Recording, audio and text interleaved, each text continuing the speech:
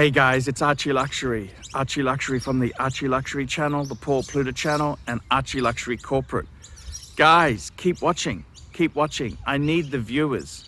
I need the viewers. I need the subs. I need it. Like, subscribe, and tell your friends. Tell your friends, whether you like them or hate them. Just tell them anyhow. ArchieLuxury on YouTube. Hi guys, it's your partner, Archibald Chesterfield III. I'm doing paid review 20 SE41. 20 SE41. This is another review for Archie. And let's do a quick wristwatch check. Patek 5127. White gold Calatrava automatic. It's just a gorgeous piece. Now let's jump in let's jump in here and have a sticky beak. This is the collection. Now this is a man who has got some really good taste. Archie, hi Arch, this is my latest collection. I'd like to know what you think of its current state. I've just sent you $50. The pieces are Organise Piguet Royal Oak 15300 ST Blue. My luxury sports watch of the collection. My recent acquisition, which was my Grail. Love the history that comes with the Royal Oak, and the bracelet is so comfortable. I know people say the 15202 is the version to get, but I do not like my sports watches too thin and with no screw down crown. Look, I think the 15202 is kind of the obscure one. It's a hard watch to live with because not only that, but it also has no second hand. It's only minute and hour. And I gotta be honest with you, I think the 15300 is it's a very cool watch. So yeah, I love it. I love it indeed. Rolex. We need a Rolex. We need some Rolex. We got a Rolex root beer. GMT root beer. Two-tone Ever Rose. My weekend travel watch of the collection. Purchased new at the AD. And I think you can't go wrong with this root beer. The root beer is superb. Absolutely superb. That is just a cool, chic watch. Very, very cool. I love the root beer. I love it completely. 100% support your choice there. Next one is a Rolex Submariner 5513 Berthier, my everyday watch of the collection. Berthier with original dial and hands, and it's also came with a period correct bracelet. Okie dokie. So that's quite a nice piece there. 5513, probably one of the all-time classics. I've owned a couple of 5513s. The last one I had was actually an R serial number. There you go. I had an R serial number one, and I sold it back to Ronnie. I should have kept the damn thing, man. That was a stupid mistake. Then we got a Patek Philippe Calatrava 5227G. My dress watch. What do I think of? Hi guys, ArchieLuxury. And who do I recommend in America? In America, who do I recommend for quality pre-owned wristwatches? David SW. Go to davidsw.com. He is the best, the greatest pre-owned dealer in all of the United States of America. David SW.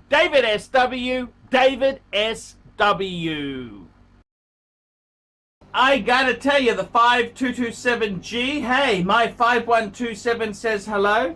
The 5227, man, that's a cool watch. He says they're my dress watch of the collection for those special occasions. This piece is so beautiful, and it's a bonus. This ivory dial was only produced for 7 years. Beautiful. I gotta tell you, man, it's a gorgeous piece. The 5227 has the hinged back. and it's a pretty good size, 39mm. It's a largish Calatrava, precious metal. Very big money now, very big money. They certainly do not discount that baby. I can tell you this now. It's not one of the things that is what you would consider cheap. It's not considered cheap. It is a very, very expensive watch there. It's a gorgeous watch, don't get me wrong. I love it. Then we've got a Zenith El Primero 38mm. My chronograph of the collection I use as my casual work watch. Yes, now this is the three colors. This is the classic iconic Zenith El Primero, the reissue, the 1969. It's just, that is a gorgeous. I actually miss mine greatly. I had the open heart, and I do miss mine greatly. Then we got the Hamilton Khaki Field Auto, my beater of the collection. When times get tough, I put this on. Not a big Hamilton fan. That kind of, how do I put this politely? It's garbage. It's kind of garbage. It's kind of garbage. It doesn't belong there. That's like putting a Toyota Corolla in your collection with a Ferrari, Ferrari, Bentley, and a Rolls Royce. It's kind of, ooh, I don't know why you put the Corolla there. Did the gardener park it there? That sort of thing. I would like to consolidate down to 3 to 4 watches eventually, but I don't see this happening anytime soon. But what so far do you think? Hope to hear from you soon, Arch. And G. Oh my God, he wants to consolidate. Wow. Wow, wow, wow, wow, wow, wow, wow, wow, pow, wow. Okie dokie. Whew.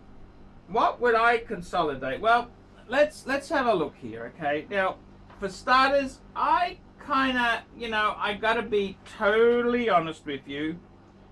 I would say you're probably not going to sell your 5513. That's the birth year. You want to keep that.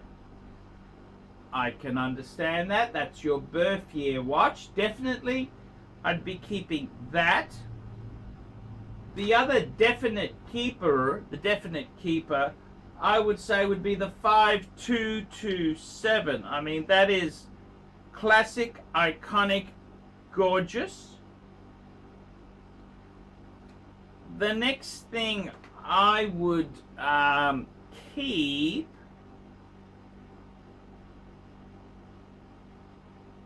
I would definitely keep the 15300. You said that was your grail. And then I would keep, there we go, I would keep the Zenith El Primero. So that means I would get rid of the Hamilton, because it's sort of garbage. And I dare I say it, but I'd probably get rid of the root beer. Now the Hamilton's not going to bring a lot of money. They're not really that wonderful. But I think the root beer is possibly something you could shift there. I mean, the way I see it is there, you want to keep things that are absolutely amazing. To me, the 15300, you could possibly let that go instead of the root beer. I would be keeping the Paddock. The Paddock is amazing. The 5227, that's a gorgeous modern Calatrava. Paul Brittany's got one. I'll put a link. Click on the little question mark there. I'll put a link to the Paul Brittany. He did a video on GQ magazine. Okay, he did a. It's his most prized possession. So I don't think you can get rid of that. You want to keep the birth year watch. I mean, I personally, if it was me, if I had to pull 2 out of this collection, I would say, well, the Hamilton doesn't count because it's garbage. Okay, it's not a lot of money. So you've got 5 watches. What would I get rid of? Now, what I would get rid of personally, I personally would get rid of the 5513, okay? And the reason I say that is because I prefer the root beer, okay? I prefer the root beer Rolex. So I've ditched the 5. You've already said the 5513 doesn't have its original bracelet. It's got a period correct. It's what people don't tell you, which tells you the truth, which is no big deal. But I got to tell you seriously, I would piss off the 5513. I would. Okay, so the pieces I'd get rid of. Okay, so number 1 is the Hamilton. But it's garbage. It's not going to bring a lot of money. If you've got to sell these off, it's because you need money. So the Hamilton would be number 1 to get out. The next piece I would personally get rid of would be the 5513. And the reason I do that is they are pulling big money. Okay? And I would prefer to have the root beer personally than the 5513. The next piece that I would get rid of would be the 15300 AP. That's right. Okay. Then I would say 1, 2, 3. Okay, so we've got 3 left. We've got the root beer, the AP, and the Paddock. I'd probably say we've got 3 taken out. We've got the Hamilton's gone, the 5513's gone, and the 15. Oh, okay. So we got the root beer, the Paddock, and then the Zenith. I'd probably say Zenith next, and then I think if you wanted to reduce it to 2, my 2 would be I would keep the Paddock and the root beer. I think that's a perfect 2-piece meal deal. If you want to make a 3-piece combo hunger buster, I would have Paddock, Zenith, and root beer. I think those 3 could be a really nice meal deal hunger buster. So that's what I think. So it's a beautiful collection. You don't need heaps of watches to have a beautiful collection. That's a really gorgeous collection. Yeah, I love it. I do love it. I do love that collection. I do love it. I would try and hang on to the Paddock and the root beer. That's my own choice. Paddock and the root beer. And the Zenith. That's the 3-piece combo deal. Root beer, Paddock, and the Zenith. That's the 3 that I really love more than anything. But it's your choice. It's your money. It's your collection. But I hope that gives you some guidance. Guys, that's been a paid review for Aunt G. Please like, subscribe, tell your friends, put some comments, positive, negative, below. Tell me what you think of the choice, thinning the collection. Guys, I'm doing it hard at the moment. It's COVID times. I'm a luxury. I just do reviews, and the Google ads are down. Everything is down and bad. So if you could do a paid review now, it'd really help. I don't have much of a backlog because it I don't because times are tough. So guys, now is a perfect time to get a paid review done. $50 US. I'll review your collection. I'll give you my opinion. Ask me some questions and I will tell you what I think. And best of all, you can share the link with your friends. Say, Archie reviewed my collection. And I only use first names, no surnames, to protect, because people get worried. Their career appearing on the Archie channel. So guys, I love you all. Get a paid review done now. Like, subscribe, tell your friends, and I will see you in the next one. Great review, Arch! Hey guys, ArchieLuxury. Who do I recommend for watches in Brisbane and Sydney? Vintage Watch Co. That's correct. Vintage Watch Co. in Brisbane Arcade in Brisbane and the Strand Arcade in Sydney. Vintage Watch Co., Brisbane and Sydney. Ronnie, I've known him since the late 90s. Ronnie is a top bloke. Luke is a great guy. Vintage Watch Co., that is who I recommend in Australia. Check out Vintage Watch Co. and the guys' amazing range of watches. They also do service and repairs. Vintage Watch Co., that is where the Pontiff goes. You know, some of my Pateks came from Vintage Watch Co. That's right, guys. Vintage Watch Co.